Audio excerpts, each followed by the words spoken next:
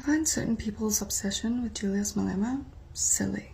The man is not a criminal or a He's a political figure who founded a political party in South Africa. The EFF has 39 seats in the National Assembly, which is just less than 10%. But the way this man is demonized by the West paints a picture of the devil. The way that certain people fixate on this man is actually a good case study of the anti-black, anti-communist, anti-African programming that is so deeply entrenched in the West.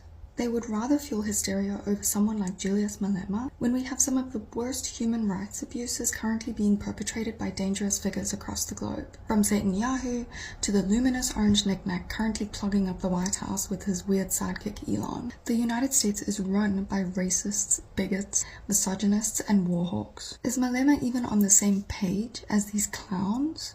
I think it's because maybe certain people can't handle the fact that black people may want to vote for politicians who have pro-black interests. I think it's because Malema might be right when he says they hate the idea of equality. That irritates them, that a monkey can never be equal to a white man. I think it's because to certain people, a radically pro-black political figure is scarier to them than an actual Nazi. Certain people have typically voted for leaders who only speak for those people. They voted for politicians whose policies ignored and excluded the needs of anyone who isn't like them. They still do this in many white majority Western countries today. And in South Africa, whites voted for the apartheid regime. And after that, they still voted for pro-white parties like the DA and the NP.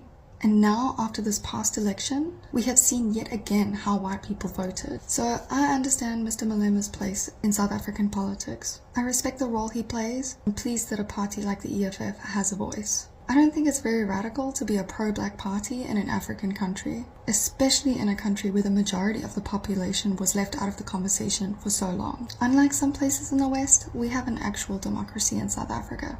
So unfortunately, you're gonna have to keep putting up with Julius Malema.